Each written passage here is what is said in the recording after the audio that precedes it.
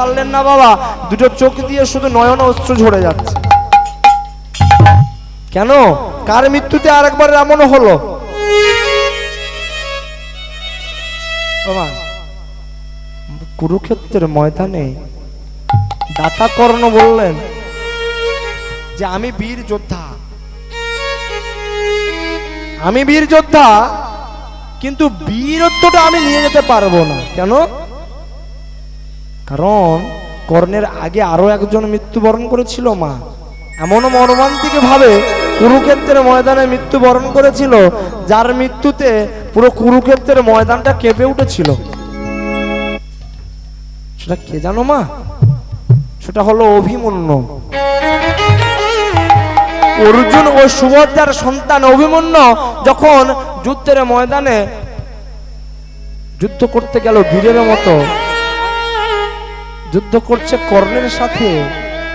কর্ণ হলো তার থেকে অনেক বয়স জ্যেষ্ঠ, কিন্তু অভিমন্যু বলল, দুর্যোধন তুমি আমার মাকে বস্ত্রহরণ করেছ, আজ এই কুরুক্ষেত্রের ময়দানে আমি তোমার বস্ত্র হরণ করব। যখন নিজের বাণ শক্তি দিয়ে দুর্যোধনের বস্ত্রটাকে হরণ করলো, দুর্যোধন এই অপমান সহ্য করতে পারল না। পরের দিন চক্রব্যূহের মধ্যে ঢুকিয়ে নিয়ে অভিমন্যুকে হত্যা করলো। অভিমন্যুকে যখন আঘাতের পর আঘাত করছে, তখন অভিমন্যু কাঁদছে আর বলছে, শোনো, যুধিষ্ঠিরকে বলছে, শোনো জেঠু শোনো, তুমি আমার পিতাকে গিয়ে বলো যে তোমার সন্তান একেবারের জন্য ভয় পায়নি। তুমি আমার মাতাকে গিয়ে বলো যে তোমার সন্তান ভয় না পেয়ে তার মাতৃ প্রতিশোধ নিয়ে মৃত্যুবরণ করছে। ভগবান শ্রীকৃষ্ণ চোখ দিয়ে অঝরে জলে পড়েই যাচ্ছে। কেন? অভিমন্যু ছিল বালক মা, তাকে একবার কর্ণ সুযোগ দিল, বলল, শোনো অভিমন্যু, তুমি নিহত শিশু একজন, তোমার এখন যোদ্ধা হওয়ার মতো সময় হয়নি, তুমি ফিরে যাও, আমি তোমার জীবন দান করলাম। অভিমন্যু বলল, না, যদি কুরুক্ষেত্রের ময়দানে নিজের জীবনটা আজকে দিতে হয় তাও দেব।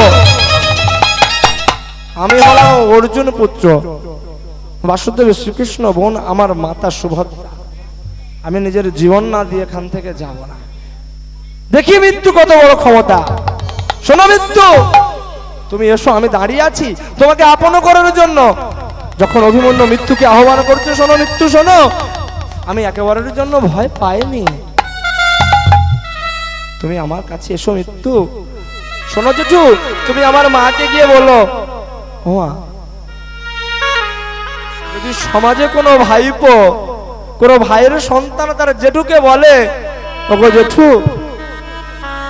তুমি আমার মাকে গিয়ে বলো তোমার সন্তান যে মৃত্যুবরণ করছে,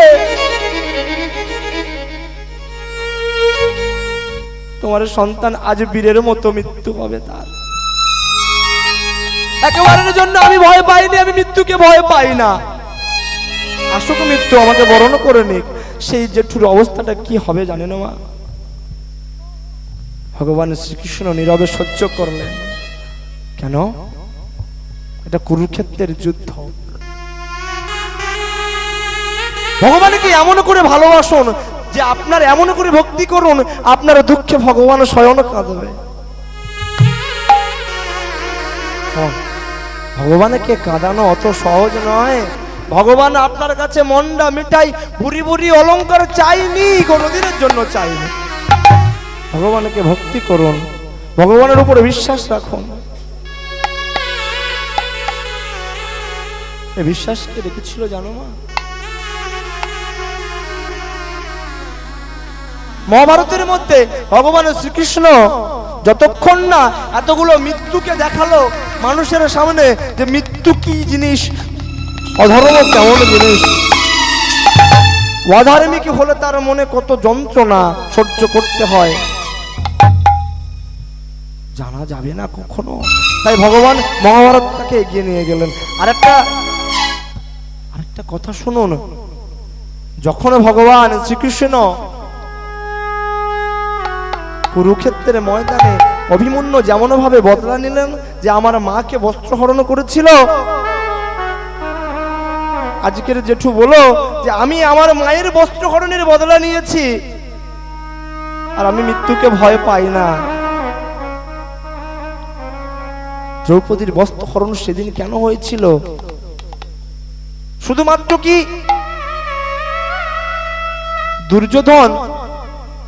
দুর্যোধনের উপর ঠাট্টা করেছিল বলে সেই প্রতিশোধ নিয়েছে? না, দ্রৌপদীর জন্মটা জানতে হবে।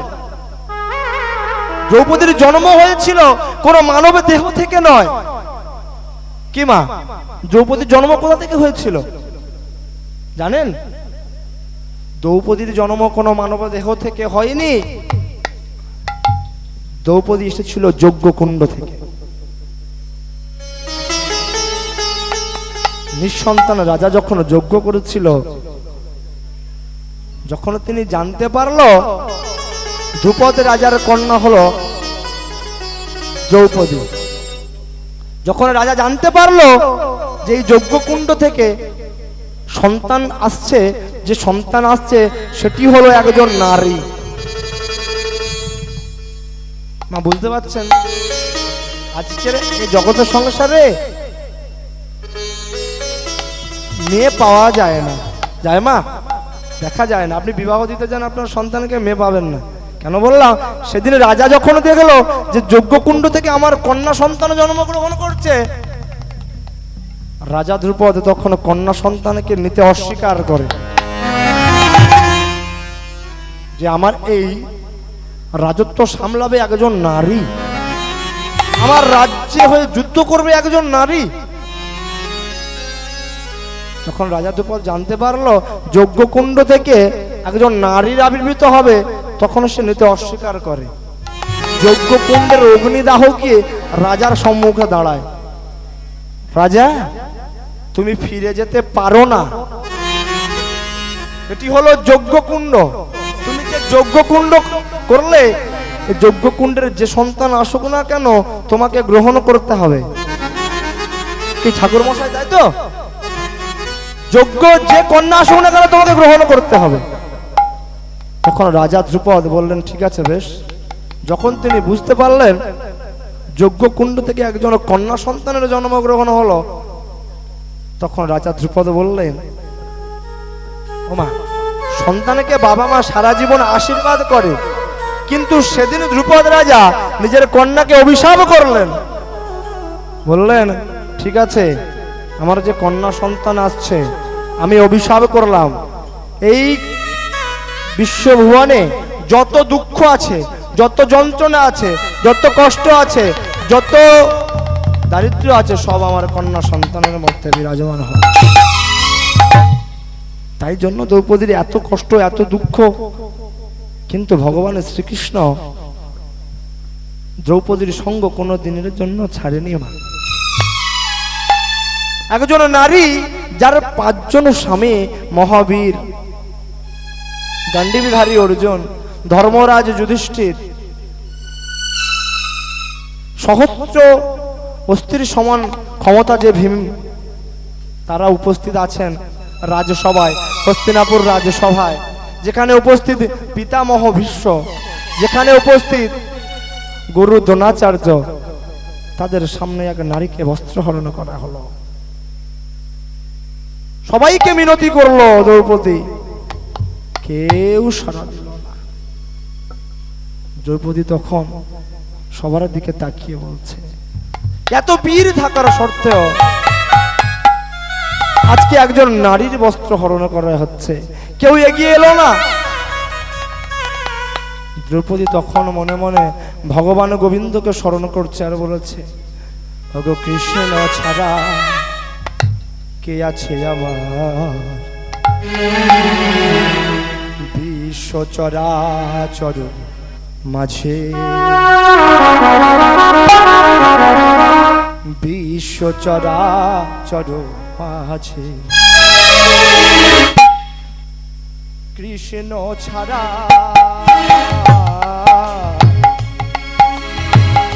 কে আছে আমার, বিশ্ব চরাচর মাঝে।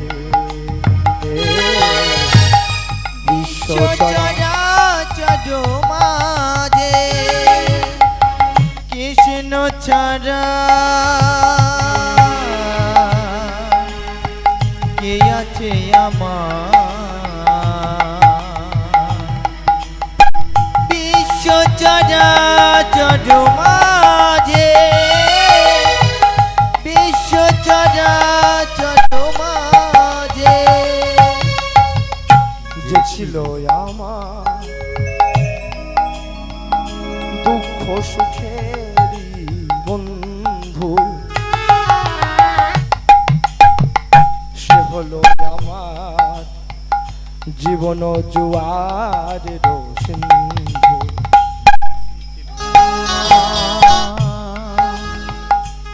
দুঃখ সুখের বন্ধু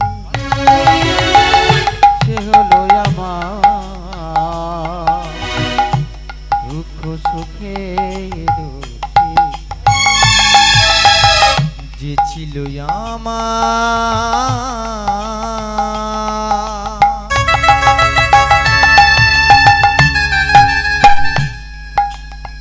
দুঃখ সুখের বন্ধু সে হলো আমার জীবন দুয়ারের সিন্ধু।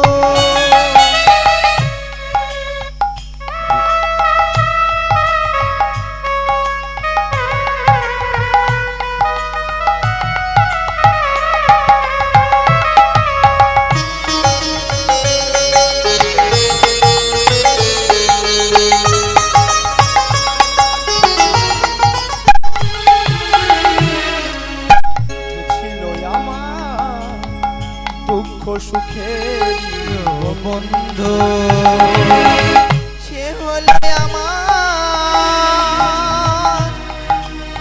জীবন দুয়ারের সিন্ধু। বিশ্ব চরাচর মাঝে বিশ্ব চরাচর মাঝে কৃষ্ণ ছাড়া কে আছে আমার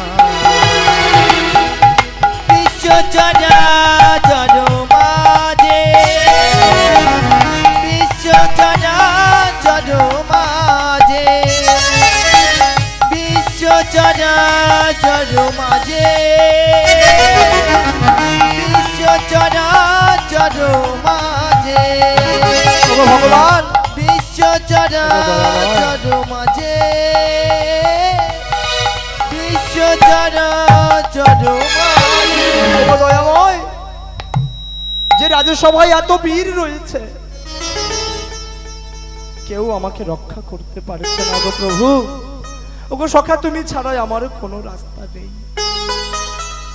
ভগবান শ্রীকৃষ্ণ যখন দেখলেন তার প্রাণভর সখার বস্ত্র হরণ হচ্ছে, দুঃশাসন বস্ত্র এক হস্তে দিয়ে টেনে যাচ্ছে তো যাচ্ছে, ভগবান শ্রীকৃষ্ণ আর থাকতে পারলেন না।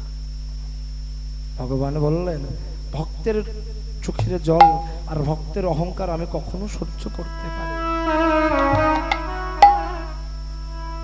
যত বস্ত্র দুঃশাসন টানছে তার দ্বিগুণ বস্ত্র ভগবান শ্রীকৃষ্ণ প্রদান করছে। একটা কথা জেনে রাখুন, এই যে বস্ত্র হরণ হওয়ার পিছনে যুধিষ্ঠির একটা বড় ভুল হয়েছিল না? যে দুর্যোধন হস্তিনাপুরের যুবরাজ যখন পাশা খেলায় মামা শকুনি যুধিষ্ঠিরকে হারিয়ে দিল, সমস্ত ক্ষমতা তাদের কাছ থেকে ছিনিয়ে নিল, তখন পরে যখন দ্রৌপদীকে নিয়ে বাজিতে লাগালো, ওমা কত বড় অধর্ম! দেখুন অধর্মটা করছে কে, দেখুন ধর্মরাজ যুধিষ্ঠির। শুধু ধর্ম ধর্ম করলে তো হবে না, ভগবানকে যুক্তি দিয়ে নয় মা, ভক্তি দিয়ে ডাকার চেষ্টা করুন। ধর্ম ধর্মরাজ যুধিষ্ঠির আজকে কত বড় অধর্মটা করছে দেখুন, নিজের পত্নীকে নিয়ে পাশা খেলায় বাজি রাখলেন। ও এটা নিয়ম, যদি এখনকার সমাজে কেউ রাখে আপনারা মেনে নেবেন তো? যাকে ধর্মরাজ যুধিষ্ঠির বলা হয় সে নিজের পত্নীকে নিয়ে বাজিতে লাগালেন। কত বড় অধর্ম ধর্মরাজ যুধিষ্ঠির করলো দেখুন। লাগিয়েছে তো লাগিয়েছে, এখানে যুধিষ্ঠির আরেকটা ভুল মা লক্ষ্য করুন, ধর্মের জায়গায় থাকে না, অধর্মকে বানায় আমার আপনার মতো ধার্মিকরা। ধর্ম কখনো অধর্মের পথে অত সহজে এগোয় না, ধর্মকে আমরা টেনে নিয়ে অধর্মের মধ্যে মিলিত করে দিই। কেন? নিজেদের অহংকার বসে। সেদিন যুধিষ্ঠির মনে অহংকার এসে গেল যে আমি পঞ্চ পাণ্ডবের মধ্যে বড় ভ্রাতা, দুদিন পরে হস্তিনাপুরের যুবরাজ আমিও তো হতে পারি, রাজ্যের রাজাও হতে পারি। কিন্তু দুর্যোধন যত বড় অন্যায় করুক না কেন, সেদিন একটা সঠিক সিদ্ধান্ত নিয়েছিল। কি সিদ্ধান্ত জানেন মা? যখন পাশা খেলা হয়, দুর্যোধন কিন্তু পাশা খেলায় অত পারদর্শী ছিল না, তাই তিনি পাশা খেলাটা শকুনকে দিয়ে খেলালেন, মামা শকুনিকে দিয়ে। কেন? মামা শকুনি দুর্যোধন পাশা খেলায় ভালো পারদর্শী ছিল। কিন্তু ধর্মরাজ যুধিষ্ঠির সেদিন যদি পাশাটা নিজে না খেলে ভগবানের শ্রীকৃষ্ণকে দিয়ে খেলাতেন। কি বাবা, শকুনির ক্ষমতা ছিল দ্রৌপদীকে জয়ী করে নেওয়ার? কি মা ছিল? কখনোই জিততে পারত না। তাহলে সেদিন দুর্যোধন নিজের বুদ্ধিকে সৎ কাজে ব্যবহার করলো, আর যুধিষ্ঠির নিজের বুদ্ধিকে অধর্মের পথে এগিয়ে দিয়ে গেল, তাই তো দ্রৌপদীর বস্ত্র হরণ হতে হলো। ভগবান দেখলো ধর্মের দ্বারাই যদি অধর্ম হয় তাহলে যুদ্ধটা খুবই প্রয়োজন। তাও ভগবান বলেছিল যুধিষ্ঠির একটা কাজ করো, যুদ্ধে অনেকে ভয়াবহ ঘটনা ঘটতে চলেছে, শত শত মানুষের প্রাণ হারা হতে হবে।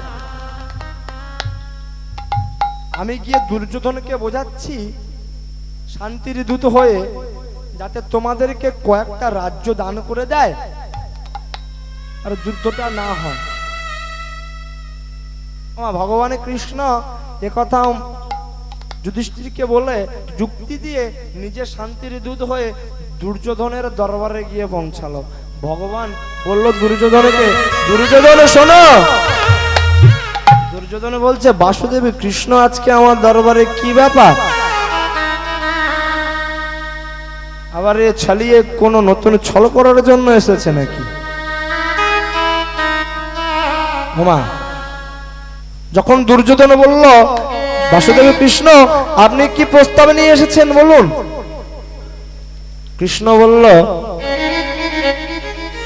যুদ্ধ হবে না দুর্যোধন, আপনি একটা কাজ করুন, যতই হোক পঞ্চ পাণ্ডব তো কুরু বংশের সন্তান, আপনার ভাই, তাহলে কয়েকটা রাজ্য ওদেরকে দান করে দাও, যুদ্ধ হবে না। দুর্যোধন বলল বিনা যুদ্ধে নাই দিব সুচাক্রমে মেদিনী। শক কত দেখুন, বিনা যুদ্ধে নাই দিব সুচাক্রমে গিয়ে। এই কথা বলে ভগবান শ্রীকৃষ্ণকে বললেন শোনো, আজকের তুমি শান্তির দূত হয়ে এসেছো। আর প্রহরীকে আদেশ দিলেন ভগবানকে শ্রীকৃষ্ণকে বন্দী করা হোক। পাশ থেকে পিতামহ ভীষ্ম বলছে দুর্যোধন তুমি এ ভুল করো না, এ ভুল তুমি করো না। এই শান্তির দূতকে বন্দী করে রাজা রাবণের কি অবস্থা হয়েছিল জানো তো?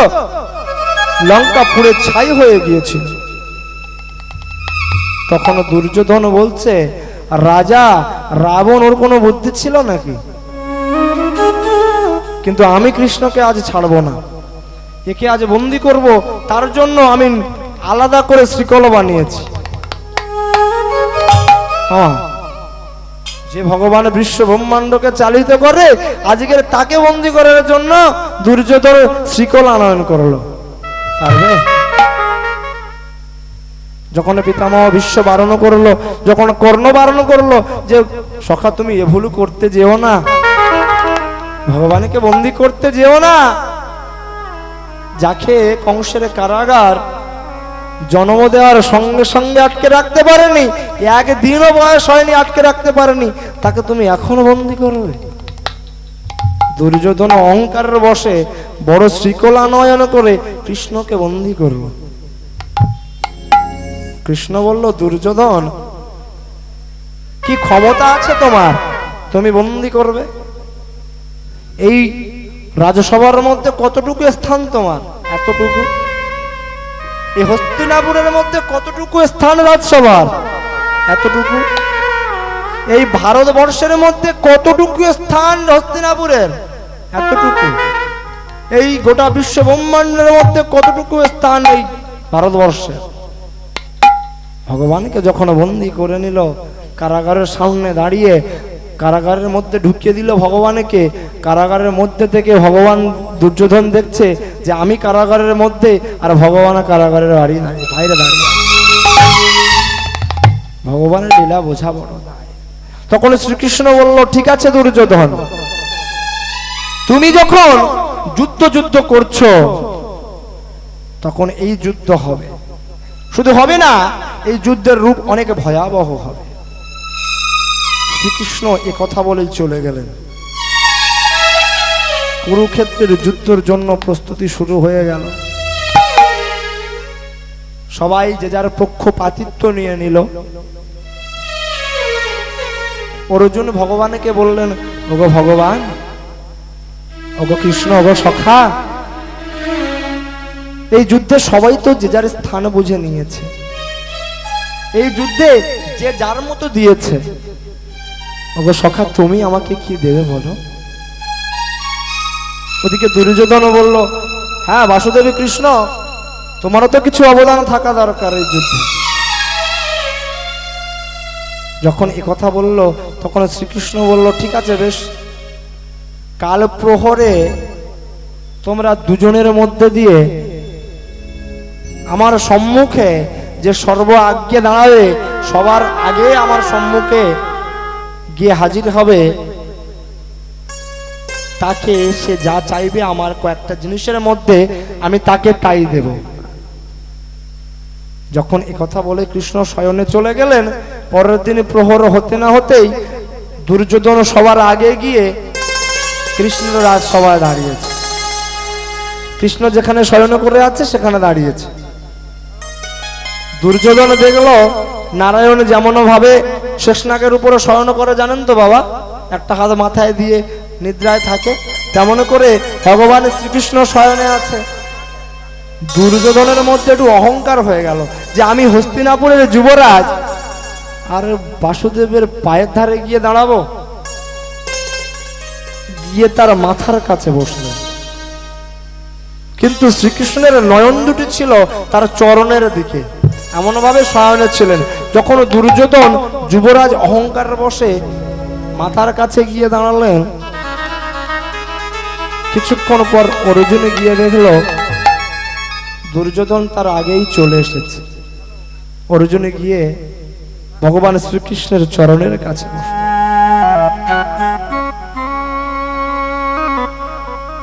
এসে যখন ভগবানের নিদ্রা ভঙ্গ হলো, ভগবান দুটি চোখ মিলিয়ে দেখে পায়ের ধারে অর্জুন বসে আছে।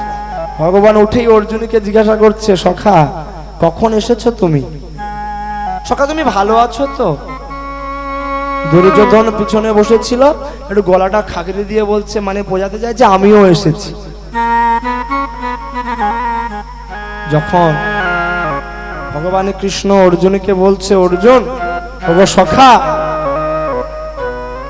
বলো তুমি কি চাও?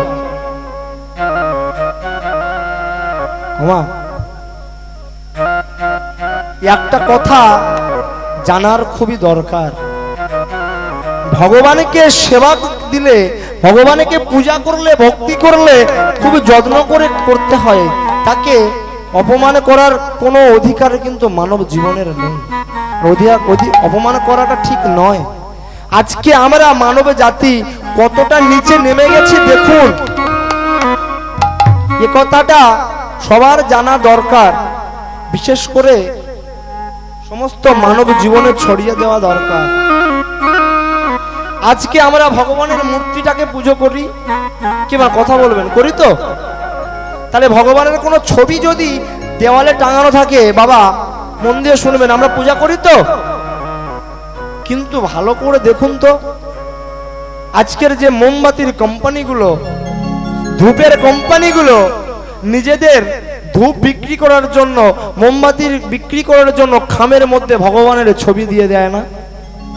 কি বাবা কথা বলবেন, দেয় তো? সেই ছবিগুলো, ধূপগুলোকে বের করে নিয়ে আমরা রাস্তার মধ্যে ফেলে রাখি। মোমবাতি ব্যবহার করলে মোমবাতির খামটা নিয়ে আমরা রাস্তার মধ্যে ফেলে রাখি।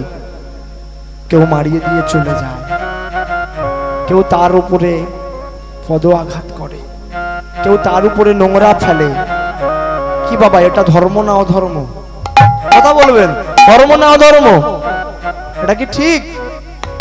তাহলে আজকে আমরা সনাতন ধর্মের মানুষরা, যারা সনাতন ধর্মের মূর্তি পূজা করছি, পট পূজা করছি, তার রূপকে পূজা করছি, আর তার প্রতিচ্ছবি যে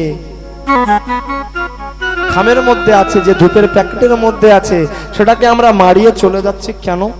এটা আমাদের ভুল নয়? বাবা, এই কথাটা আজ আমি আপনাদের সামনে বলতে বাধ্য হচ্ছি। খুবই বেদনাদায়ক একটা ঘটনা আমার জীবনে ঘটেছে। গত বছর, তখন আমি লীলা কীর্তনের মধ্যে আসিনি, আপনাদের আশীর্বাদ নিয়ে এই বছর গাইছি, জানেন আপনারা তো। গান করার আগে আমি একজন বৈষ্ণবকে দেখলাম, পরম বৈষ্ণব তিনি। ভগবান বৈষ্ণব বড় ভালোবাসে না বাবা? বৈষ্ণবকে অপমান করা বা বৈষ্ণবের মনে কষ্ট দিলে ভগবান কষ্ট পায়। বৈষ্ণব অপরাধে কোনোদিন নেবেন না, বৈষ্ণবকে অপমান করবেন না। তবে হ্যাঁ, যদি বৈষ্ণবের মতো বৈষ্ণব হয় তবে তাকে সম্মান করা অবশ্যই বাধ্যতামূলক। কিন্তু এখন আমাদের সমাজে অনেক রূপী বৈষ্ণব তৈরি হয়েছে বাবা, রূপী বৈষ্ণব। 500 টাকা দিয়ে ধুতি পাঞ্জাবি, 200 টাকা দিয়ে তিলক আর তুলসীর মালা পড়লে বৈষ্ণব হওয়া যায় না। কি মা যায়?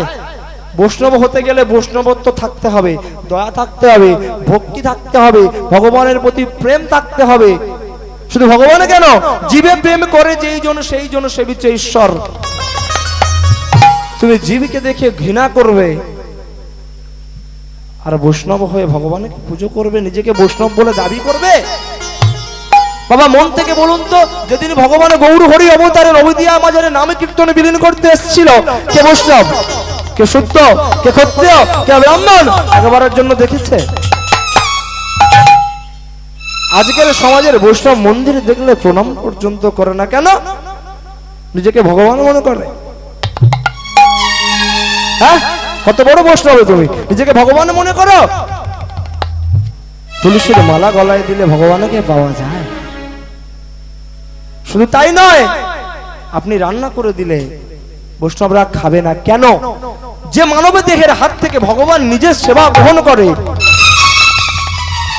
আজকের অলগদা তার পিতা মাতার অনেক পূর্ণের ফলে হরিবাসর সবাই দিতে পারে না। পয়সা অনেকের থাকতে পারে, এটা প্রমাণ মিলিয়ে নেবেন। পয়সা অনেকেরই থাকতে পারে, হরিনাম দেওয়ার ক্ষমতা সবার হয় না। অনেকে বলে কীর্তন করতে গেলে পার্টিকে খুশি করার জন্য কীর্তনিয়ার এই কথাগুলো বলে, কিন্তু মিথ্যা কথা। কই দেখি খায় এত বড় লোক আছে হরিনাম দেয়? সবাই দেয় না বাবা। কেউ মন্দিরে টাকা নিয়ে সুদে খাটায়, আর কেউ সুদে করে টাকা নিয়ে হরিনাম দেয়। তাহলে এটা ভক্তি না ভক্তি? কতজন এমন রূপী ভক্ত আছে বাবা, কেউ সুদে করে টাকা নিয়ে হরিনাম দেয়, আর কেউ মন্দিরে টাকা নিয়ে সুদে খাটা। আছে অনেক মন্দির কমিটি। তাহলে ভক্তি না থাকলে হয় না। ভগবানকে পেতে গেলে শুধু ভগবানকে সুন্দর মন্দিরের মধ্যে সাজিয়ে সোনার বাঁশি হাতে ধরিয়ে দিলে ভগবান কৃষ্ণ সুখী হয় না। যদি হতো তাহলে ভগবান নদিয়ার মধ্যে দিয়ে ভক্তের পদধূলি গায়েও আঁকতো না। কি বাবা মাখতো? আপনি এই অলোকদার কথাই বলি, কিছু মনে করবেন না দাদা ভাই। আপনি ভগবান আজকে বৈষ্ণবের সেবা দিলেন, ভগবানের পূজা দিলেন, কিন্তু যদি আপনার পিতা মাতা না খেয়ে আপনার দ্বারা কোনো কষ্ট পায়, হবে আপনার এই পুজো ভগবান গ্রহণ করবে?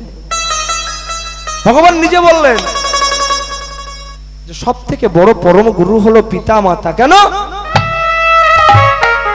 যেদিন পিতা মাতা আমাদের জন্ম গ্রহণ দেয়, আমরা পিতা মাতার জন্য ধরিত্রীর মাঝে আসি, প্রথম শিক্ষাটা কিন্তু শেখায় আমাদের পিতা মাতা। ভগবান এই অধিকার কাউকে দেয়নি যে পিতা মাতা ছাড়া সেই সন্তানকে কথা বলা শেখাবে। যারা অনাথ সন্তান তাদেরকে কাউকে না কাউকে পিতা মাতা করে নিয়ে এই জায়গাটায় আসতে হয়। তাহলে আপনি যে বৈষ্ণব বলে নিজেকে দাবি করছেন, ভগবানের মন্দির দেখে প্রণাম করছেন না, ভক্তকে অসম্মান করছেন, বাবা শুধু কি বৈষ্ণব বলে ভগবানকে পাওয়া যায় না? তো যায় না। কি বাবা, বৈষ্ণব হতে হবে ভগবানকে পেতে গেলে? তাহলে তো গীতার মধ্যে লেখা থাকতো বাবা, কথাটা যদি আমি ভুল বলি তাহলে আমাকে অপরাধী বলবেন। তাহলে গীতার মধ্যে লেখা থাকতো এই ধর্মের জ্ঞান কোনো বৈষ্ণবে ছাড়া নেবে না। কি বাবা লেখা আছে এমন? রামায়ণের মধ্যে লেখা থাকতো যে এই ধর্ম জ্ঞান শুধু ব্রাহ্মণ বৈষ্ণবদের জন্য। তাহলে রামায়ণ মহাভারতের মধ্যে লেখা থাকতো যে এই ধর্ম শুধু বৈষ্ণব আর ব্রাহ্মণদের মধ্যে। আপনি বললে বিশ্বাস করবেন না, এই সামনে হাসা কাকার বাড়ি আছে জানেন তো, অলোকদা কীর্তন হয়। আমরা আমার সম্প্রদায় নিয়ে আগের বছর বৈশাখ মাসে কীর্তন করতে গেছিলাম, তারক ব্রহ্ম নাম করতে গেছিলাম ধোপার মোড়ে পঞ্চায়েতের পিছনে। অলোকদা আমাদেরকে অপমান করে তাড়িয়ে দেওয়া হয়েছে জানো তো। বলেছিল যে ভগবানকে আহ্বান করব, অধিবাস করার পরে সারা রাত হরে কৃষ্ণ নামও হবে, ভগবানকে জ্বালাবে, আহ্বান করে হরিনাম শোনা পাপ, হরিনাম দিও না। আহা, আচ্ছা অলোকদা এখানে তো অনেক বয়স্ক লোকেরা আছে, আমাকে বলুন তো কোন কৃষ্ণ নামে পাপ হয়? কি মা জানা আছে যে কৃষ্ণ নামে পাপ হয় এমন কোন কৃষ্ণ নাম আছে? সেদিন সেই বৈষ্ণবটা আমাদেরকে কৃষ্ণ নাম করতে দিল না। এর সাক্ষী যদি প্রমাণ আপনারা চান, হাসা কাকার বউ আমাদের হেরোভাঙা বাজারে হচ্ছে বিক্রি করে, কোনোদিন যদি দেখেন জিজ্ঞাসা করবেন। আমাকে সেদিন কীর্তন করতে দেওয়া হলো না, হরে কৃষ্ণ নাম করতে দেওয়া হলো না, আমার সম্প্রদায়কে বের করে দিলেন। আমি আমার গুরুদেবের কাছে গিয়ে কাঁদছি, বলছি ওগো গুরুদেব, এমন কোন কৃষ্ণ নাম আছে, এমন কোন হরি নাম আছে যা শুনলে মানুষের পাপ হয় বলো তো? আমাকে একজন বৈষ্ণব বলেছে যে তুমি অধিবাস মানে ভগবানের আনয়ন, ভগবানকে আহ্বান করা, ভগবানকে ডেকে সারা রাত তাকে ঘুমোতে না দিয়ে তুমি হরিনাম করে জ্বালাবে। ও এটা যুক্তি হলো? ভগবান ঘুমানোর জন্য তোমার দ্বারে আসবে? শ্মশানবাসী মহাদেব শুধুমাত্র হরিনাম শ্রবণ করার জন্য শ্মশানে পড়ে থাকি। রাম নাম হওয়ার জন্য তিনি তার 11 রুদ্র অবতার বজরংবলী অবতার নিয়েছিলেন। আজ সেই কৃষ্ণ নামে পাপ অর্জন হয়, এ কথাও শুনতে হবে। আমি তাই করজোর মিনতি করে বলি, হে বৈষ্ণব, নিজেকে বৈষ্ণব বলে দাবি করছো, ভগবান শ্রীকৃষ্ণ বৈষ্ণব বড় ভালোবাসে, কিন্তু বৈষ্ণবের মতো বৈষ্ণবকে ভালোবাসে, তোমার মতো সাজানো বৈষ্ণবে নয়। কীর্তন আজকাল দিনে বাবা ডান্সের ওখানে অনেক দর্শক পাওয়া যায়, কীর্তনে আসে না। অনেকের মনে দেখবেন এমন অহংকার রয়েছে যে ওই অলোকদা কীর্তন দিয়েছে আমরা শুনতে যাব না, ও কটাকা দামের কীর্তনিয়া নিয়ে আসবে। পাশের আসরে যদি 50 থেকে 1 লাখ টাকার কীর্তন নিয়ে আসে, সেই কীর্তন শুনতে যাব কেন? তাতে কি অমৃত মেশানো আছে? মানব জাতি যদি অহংকারটা না ত্যাগ করে, কৃষ্ণ নাম কখনো ছোট বড় বলে মনে করিনি। কি বাবা আপনারা মনে করেন কৃষ্ণ নামের মধ্যে ছোট বড় ব্যাপার আছে? যেখানে হয় মধুর হরিনাম, সেটি হলো আমার শ্রীকৃষ্ণের ধাম। কেন বললেন? কৃষ্ণ বলেছেন, ভক্ত যদি চোখের জলে আমাকে ডাকে, বৈকুণ্ঠ আমাকে কোনোদিনই আটকাতে পারবে না।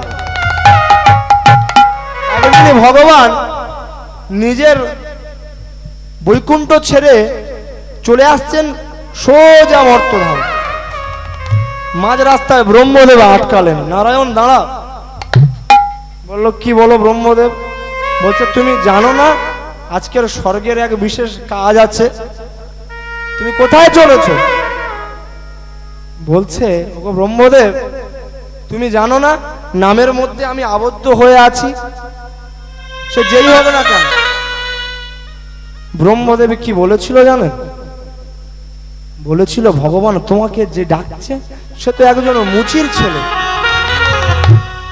মুচির ছেলের ডাকে তুমি যাবে? নারায়ণ বললেন, ব্রহ্মদেব, আপনি সৃষ্টিকর্তা ব্রহ্মা, আপনার মুখে একথা মানায় না তো। যে আমার নাম গান করছে সে একজন মুচির ছেলে, সেটা দেখলে? আর এত কিছুর মধ্যে দিয়ে কৃষ্ণ নাম করছে, কৃষ্ণ নামটা তুমি দেখলেন? আরে আমি হতে আমার ভক্ত বড়, ভক্ত হতে আমার নাম বড়। যে ভক্ত আমার নাম ডাকবে সেখানে তো আমার যেতেই হবে। বৈকুণ্ঠ ছেড়ে সেদিন ভগবানকে মর্তধামে এনেছিল এক মুচির ছেলে। তাহলে ভগবানকে ডাকার জন্য ধনী গরিব, দারিদ্র, জাতি, রং কিচ্ছু ডিপেন্ড করে না। আপনি ভগবানকে পূজন করবেন, ভগবানকে সেবা করবেন, আপনার ব্যক্তিগত ব্যাপার। তবে একটা কথা আপনাদেরকে বলে যাই, ভগবানকে ডাকুন, ভগবানকে যাই করুন, ভক্তিটা সঙ্গে রাখবেন। আজকের আমি বলে যাচ্ছি, অলোকদা কথাটা মিলিয়ে নেবে। আজকের এই কীর্তন হরিবাসর হওয়ার পরের দিন অলোকদাকে অনেকে ব্যঙ্গ করবে। অলোকদা, তুমি আর জায়গা পেলে না, হরিনাম দিয়া শুরু করলে, ধার্মিক হয়েছ। দাদা, ধর্মের পথে অনেকে আসতে পারে না। জীবনে অনেক কিছু করেছি, সবাই জানে, ডান্স থেকে শুরু করে অনেক বাজে কাজ করেছি, কিন্তু এই ধর্মকে আঁকড়ে নেওয়া, আপনাদের মতো ভক্তের সামনে ভগবানের যে কথা আলোচনা করা, এই ভাগ্যটা শুধুমাত্র কর্মের ফলে, ভাগ্যের ফলে হয়। ভগবানের চাটিখানি জিনিস না, শুধু ওই ফল কেটে দিলে, ভগবানকে খাইয়ে দিয়ে দায় শেষ করে দিলে, ঘুমিয়ে পড়লে ভগবান আপনার কথা শুনবে না। ভগবানকে শোনানোর জন্য ভক্তি চাই।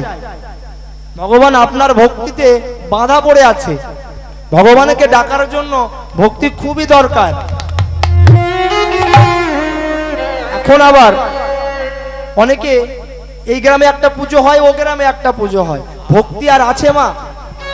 হরিবাসর প্রচুর হয়। পাঁজিতে দেখবেন হরিবাসর এত হয়ে গেছে, কিন্তু পাঁজি ধর্মটাকে লিখে দিয়েছে। আমার গুরুদেব আমাকে বলেছে, পাঁজি ধর্ম এবছর 16 এসে দাঁড়িয়েছে। এই যে মানুষটি বসে আছে, তিনি আমার গুরুদেব শঙ্কর বাবু। ওনার গুরু কৃপায় আমি আজ কীর্তন হরিবাসরে দাঁড়িয়ে। তাহলে যেখানে আগে 5টা হরিবাসর হতো, এখন 50টা হয়, তাহলে সেখানে ধর্ম পাঁজি 16টা লিখলো কেন?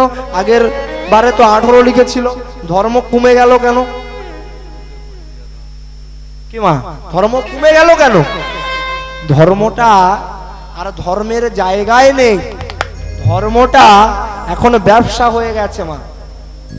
কেন বললাম? অপরাধ নেবেন না, ধর্ম কম্পিটিশন হয়ে গেছে, ধর্মটা এখন লেভেলের উপর হয়ে গেছে। আজকের অলোকদা হরিনামে দিয়েছে, কালকের অন্যজন দেবে দামি হরিনাম, কিন্তু ভক্তিটা কোথায়?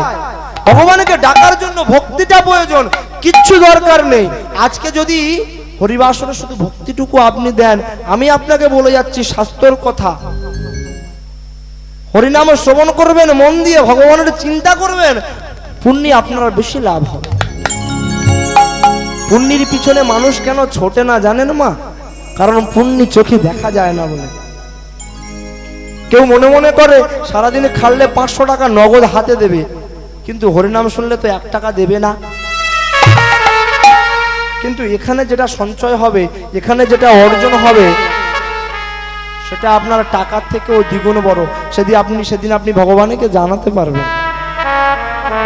মা, অহংকার এমন জিনিস, অহংকার কোনোদিন আপনার ভালো দিক দেখাতে পারে না।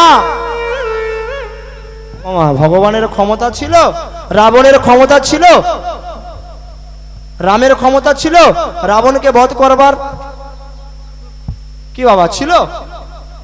রাবণের ক্ষমতা প্রচুর ছিল।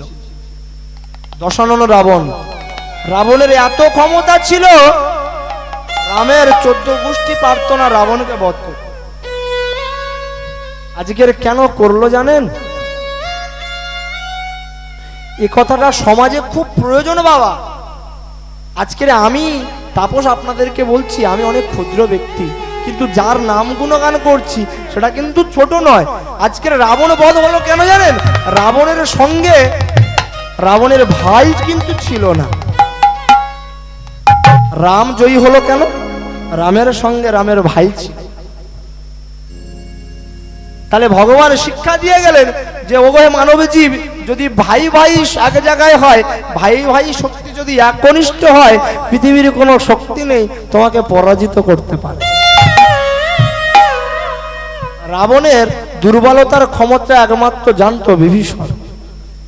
তাই বিভীষণ যেদিন রামের পক্ষপাত হয়ে গেল, সেদিন রাবণ মনে মনে ভেবে নিয়েছিল যে আমার দিন এবার শেষ। সেদিন যদি লক্ষণ রামের কাছ থেকে চলে গিয়ে রাবণের কাছে আসতো, কি বাবা রাম জয়ী হতে পারত? রাম 14 বছর বনে গেল, 13 বছর গেল না, 15 বছর গেল না, 12 বছর গেল না, 14 বছর কেন গেল বাবা? কেন গেল 14 বছর? শুধুমাত্র বনবাসে কি কইকেয়ীর অভিশাপে গেছিল? তত্ত্বটা কোথায় লুকিয়ে আছে? এখানেই তো লুকিয়ে আছে। যে মাতা কইকেয়ী হলো রামের সৎ মাতা, আগের পক্ষের মাতা, সৎ মাতা। সৎ মাতার ছলচাতুরিতে রাম বনবাসে গেল। সেই রাম বনবাস থেকে ঘুরে এসে মাতা কইকেয়ীকে বলছে, ওগো মা, তুমি রামের প্রণাম গ্রহণ করো, তুমি ধন্য মাতা, তোমার জন্য আমি বনবাসে গেছি, তোমাকে আমার প্রাণকনিষ্ঠ প্রণাম। মামা, যে মায়ের ছলনায় বনে চলে গেল রাবণ, এই রাম, সেই রাম ঘুরে এসে সেই মাকে ধন্যবাদ জানাচ্ছে, প্রণাম জানাচ্ছে। কেন? তাই জন্য তিনি ভগবান রাম। মাতা কইকেয়ীর ছলনায়, ভালো করে কথাটা শুনবেন বাবা, মাতা কইকেয়ীর ছলনায় রাম গেল 14 বছর বনবাসে।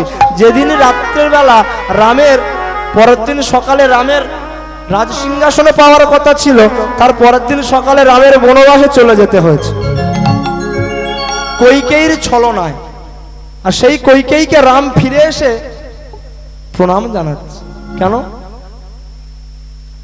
সৎ মা কইকেয়ী শুধুমাত্র নিজের সন্তান ভরতকে রাজা বলে রামকে ছলচাতুরির মধ্যে দিয়ে, দশরথকে বুঝিয়ে বাজিয়ে অভিশাপে দিয়ে রামকে বনবাসে পাঠালো। বাবা কত বড় ষড়যন্ত্র! রাম ঘুরে এসে মাকে ধন্যবাদ জানাচ্ছে, ধন্যবাদ জানাই, প্রণাম জানাই, মা তোমার জন্য আমি বনবাসে গিয়ে তোমার জন্য আমার রাজসিংহাসনে ছেড়ে গেছি, তোমাকে অসংখ্য ধন্যবাদ। আমার নিজের মা যা করতে পারেনি তুমি তাই করেছো। যে ভরতকে কইকেয়ী রাজা বানানোর জন্য রামকে বনবাসে পাঠালো, সেই ভরত যখন এসে জানতে পারলো আমার দাদা এখানে নেই, 14 বছর বনবাসে চলে গেল, তখন ভরতের দুনয়ন জলে ভরে যাচ্ছে, বলছে মা,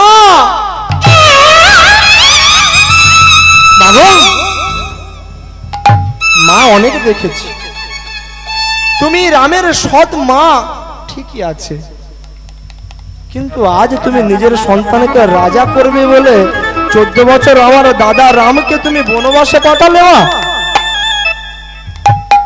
শোনো মা, তুমি যে কারণে বনবাসে রামকে পাঠিয়েছো, আমি ভরত আমাকে রাজা করবার জন্য তো শোনো, আমার যে প্রাণ ঘনিষ্ঠ দাদা চলে গেল বনবাসে, এর রাজসিংহাসন আমার লাগবে না, আমিও চলে যাব বনবাসে। এটাই তো ভাইয়ের পরিচয় নাকি কাকা? এটা তো ভাইয়ের পরিচয়। একজন ভাই যখন তার দাদাকে বনবাসে যেতে দেখলো, সে ভাইও সিংহাসন ছেড়ে চলে গেল। কিন্তু এখনকার ভাইয়ের যদি বলা হয় যে দোকানটা তো দাদা ছেড়ে দিয়ে তোর নামে চলে গেছে, সে তো আগে দোকানটা নিজের নামে লিখে নেবে নাকি? হ্যাঁ। এই হলো মহাভারত রামায়ণের জীব শিক্ষা। চলে গেল ভরত, সিংহাসন গ্রহণ করলো না। রাম মনে মনে জানতে পারলো যে আমার ভাই ভরত, ওর এমন চিন্তা ভাবনা, আমার মাতার ষড়যন্ত্র যখন আমি বনবাসে এসেছি, আমার ভাই আসন গ্রহণ করবে না। যদিও করে, আমার ভরত একজন নিষ্ঠবান রাজা হবে। রাম যখন বনবাসে আছেন, ভরত দৃশ্য দেখে চলে গেলেন বনবাসে। কইকেই তখন মনে মনে কাঁদছে, নিজের ভুলটা বুঝতে পেরেছে। পেরে বলছে, ওরে ভরত, আমি তোর দাদার সাথে যে অন্যায়টা করলাম, এটা আমি ঠিক করিনি বাবা। আজ তুইও আমার ছেড়ে চলে গেলি বলে যখন কান্নাকাটি করছে, খুব দুঃখে রাম 14 বছর বনবাসে গিয়ে রামের চোখ থেকে জল পড়ছে। সীতা তখন জিজ্ঞাসা করছে, স্বামী তুমি সবেই তো বনবাসে এলে, তুমি কাঁদছো কেন? বলছে, জানো তো সীতা, আমার মাতা কইকেই না আমার জন্য কাঁদছে। তখন সীতা বলছে, সে কি রাম, যে মাতার ষড়যন্ত্রে তুমি বনবাসে এসছো, সেই মাতার চোখের জল অনুভব করে তুমি কাঁদছো? বাবা, এমন সন্তান পাওয়া যায়? ওই জন্য বলেছিল, শ্রেষ্ঠ সন্তান হলে রামের মতো হও, ভাই হলে লক্ষ্মণের মতো হও, ভরতের মতো হও। তাহলে রাবণ এত বড় যোদ্ধা, যাকে কোনোদিনই বধ করা যায় না, যিনি বাবা মহেশ্বরের একমাত্র ভক্ত, তাকে কোনোদিনই বধ করা যায় না, কিন্তু রামের হাতে, একজন বনবাসীর হাতে বধ হয়ে গেল। কেন? ওই যে বললাম, ভাইয়ের ক্ষমতা। রাম যখন লঙ্কা জয় করার জন্য, সীতাকে ফিরিয়ে আনার জন্য লঙ্কায় চলে গেলেন, রাম সেতুর উপরে দিয়ে যদি কোনো মানব সেনাকে নিয়ে যেত, লঙ্কায় সোনা সস্তা, কি বাবা, তাই তো? যদি কোনো মানব সেনাকে নিয়ে যেত, তারা ওই সোনা দেখে আর যুদ্ধ করতো না। রাম, তোর জায়গায় তুই থাক বাবা, সোনা নিয়ে যাই, বোর গয়নাটা করে দেওয়া যায় কি দেখি। কিন্তু রাম সেদিন বানর সেনাকে নিয়ে গেল। কেন? বানরের মধ্যে কোনো লোভ নেই, কোনো মোহ নেই, কোনো মায়া নেই। তাই মানব সেনা সেদিন রামের সঙ্গে যেতে পারলো না। রাম 14 বছর বনবাসে গেল, 15 বছর গেল না, 13 বছর গেল না, 12 বছর গেল না। কেন? কৈকেয়ীর অভিশাপে যে রাম বনে গেল, এটা কৈকেয়ীর ষড়যন্ত্র যতই হোক না কেন, এটা হচ্ছে রামের উদ্ধার কার্যের জন্য বিধাতার লেখা। রাম যদি বনবাসে না যায়, লক্ষ্মণ যদি বনবাসে রামের সঙ্গে না যায়, তাহলে মেঘনাথকে বধ করা যাবে না, রাবণ পুত্র ইন্দ্রজিৎকে বধ করা যাবে না। তাই লক্ষ্মণ আর রামকে 14 বৎসরের জন্য বনবাসে যেতে হয়েছে।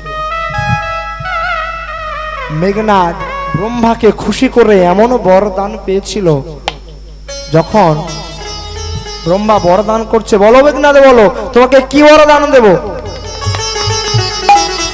তখন মেঘনাথ বলল, ভগবান আমাকে এমন বরদান করুন যাতে আমি অমরত্ব লাভ করি।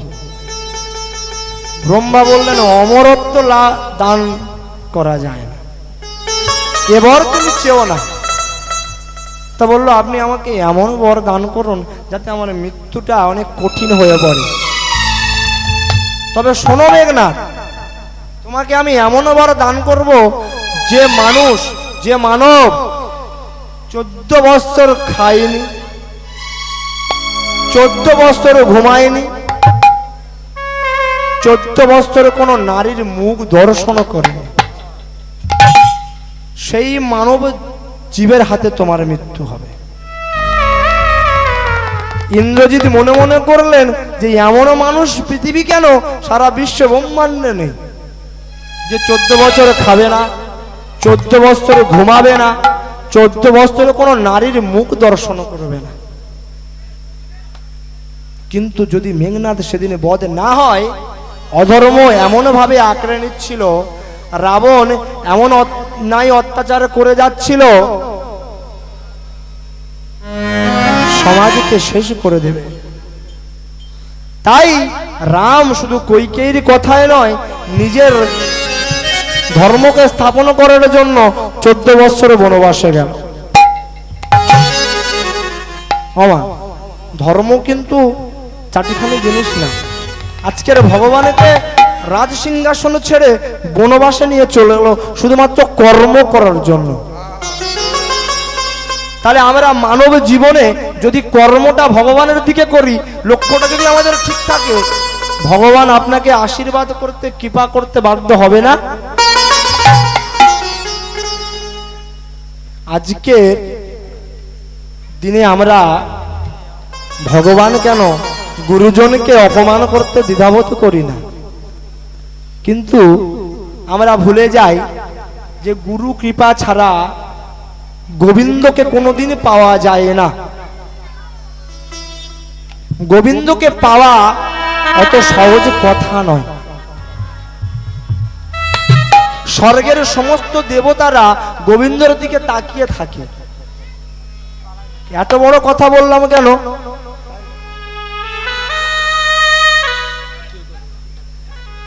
স্বর্গের সমস্ত দেবতারা,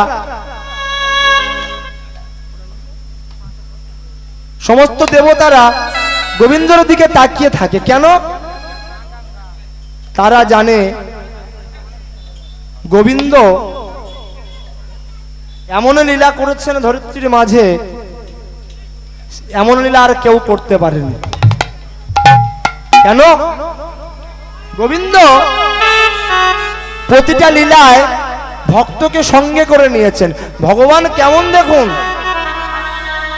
ভক্ত ছাড়া কোনো লীলা তিনি করেননি। প্রতিটা লীলায় ভগবানকে সঙ্গে করে নিয়েছেন, ভক্তকে সঙ্গে করে নিয়েছেন। আজ তাই তিনি স্বর্গের সমস্ত দেবতারা গোবিন্দর দিকে তাকিয়ে থাকে। আজ ভগবানের বৃন্দাবন মাঝে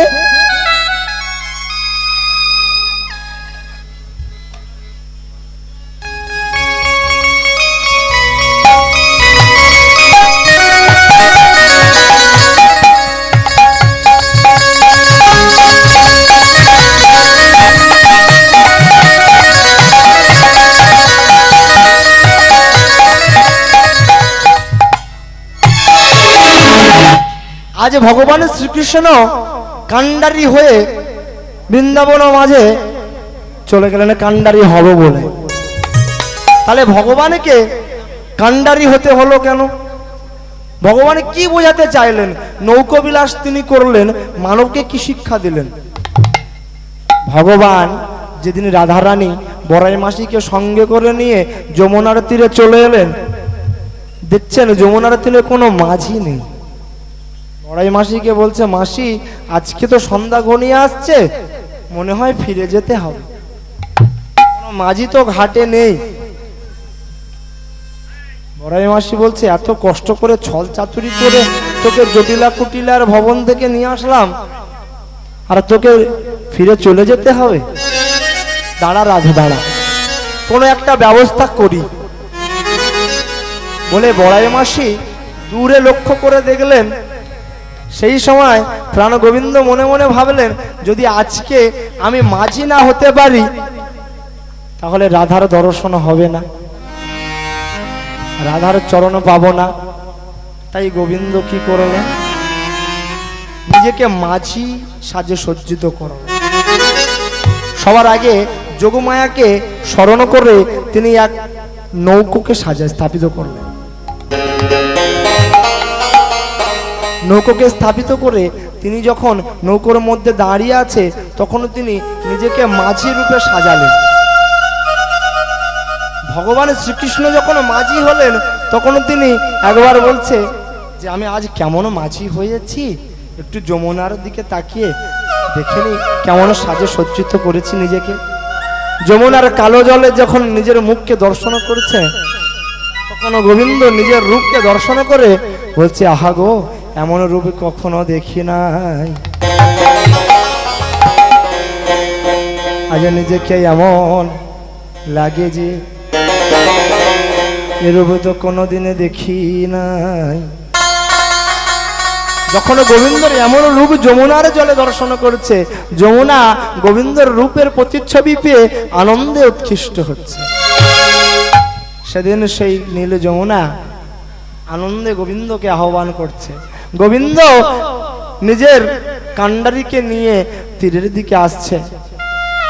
তখন রাধারানী বললেন, দেখে দেখে ললিতা, হয়তো এক নদী যমুনার মাঝে এক এক মাঝিকে দেখা যাচ্ছে, তুমি একবার ডাক না ললিতা।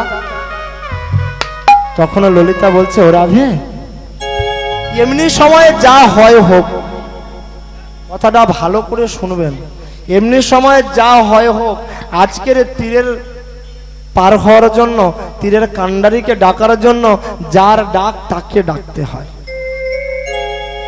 কথাটা বুঝতে পেরেছেন বাবা? যখন আপনি তরি পার হবেন, কান্ডারিকে যার ডাক তাকে ডাকতে হয়। আপনি যদি বসে থাকেন আর মনে মনে চিন্তা করেন যে আমার পার করে দেবে একজন, ডেকে দেবে কান্ডারিকে, তারপর আমি পার হব না, যার ডাক তাকে ডাকতে হবে। তাই ললিতা রাধাকে বললেন, রাধারানী তুমি তোমার ডাক নিজে ডাক। রাধারানী মাঝিকে চিনতে না পেরে বলছে, শোনো মাঝি ভাই, ও মাঝি ভাই, মাঝি ভাই তুমি একটু পারে এসো না মাঝি ভাই। বলছে আর নয়ন জলে কাঁদছে, ওগো মাঝি ভাই তুমি এসো, তীরে এসো, না হলে আমার প্রাণ গোবিন্দ দর্শন আজ হবে না। বাবা এই নৌকো বিলাস পালা সবাই জানে, কিন্তু পালার মধ্যে যে কতটা সত্য ভগবান দিয়ে গেলেন, কতটা শিক্ষা জীবিকা দিয়ে গেলেন, সেটাকে তুলে ধরতে হবে। শিক্ষাটা খুব বড় জিনিস। যখন গোবিন্দকে ডাকলেন রাধারানী, তখন গোবিন্দ বলছে, বিপাকে পড়েছি, বিপাকে পড়েছি, দুই পাকে পড়েছি, বিপাকে পড়েছি, যমুনার মাঝে আমি দুই পাকে পড়েছি, যমুনার মাঝে বড় বিপাকে পড়েছি, যমুনার জলার চোখের জলে দুই পাকে পড়েছি, ওই যমুনার মাঝে আমি বিপাকে পড়েছি। আস্তে আস্তে আস্তে। তখন মাঝি ভাই বলছে, আমি দুই পাকে পড়েছি, তোমরা তো আমাকে ডাকছো, এদিকে যমুনার জল, ওদিকে রাধা রানীর চোখের জল, তাহলে আমি কোন দিকে যাব? ওমা, গোবিন্দর আসতে দেরি হচ্ছে কেন? এটা বোঝার ব্যাপার আছে যে গোবিন্দ যমুনার মাঝে আছে, গোবিন্দ তো এসছে রাধারানীর জন্য, কিন্তু রাধারানীর কাছে আসতে গোবিন্দ দেরি হচ্ছে কেন? রাধারানী রাধারানী ডাকার মধ্যে একটা ভুল ছিল, চোখের জল ছিল ঠিকই, কিন্তু গোবিন্দের প্রতি ভক্তিটা তখন রাধারানীর মনে আসেনি। যমুনা যে ভক্তিতে ভগবানকে বেঁধে রেখেছিল, যমুনার মধ্যে গোবিন্দ সেই বিপাকে দাঁড়িয়ে বলছে, দুই পাকে পড়েছি, বিপাকে পড়েছি, চোখের জল আর যমুনার জল দুই পাকে পড়েছি, চোখে জলার যমুনার জল বিপাকে পড়েছি, এমন বিপাকে দেখি নাই গো, দুই পাকে পড়েছি, বিপাকে পড়েছি, যমুনার জলে আমি বিপাকে পড়েছি। যখন আসছে না দেখে রাধারানী ভগবান গোবিন্দকে স্মরণ করলেন, ওগো প্রাণ গোবিন্দ, গোবিন্দ আমার তোমার দর্শন পাবো বলে আজ যমুনার তীরে আসিয়াছি, ওগো গোবিন্দ, তুমি দর্শন না দিলে আজ আমার প্রাণটা যে বেরিয়ে যাবে। যখন তার প্রাণটা গোবিন্দ গোবিন্দ বলে কেঁদে উঠলো মা, অমনি ভগবান গোবিন্দ আমার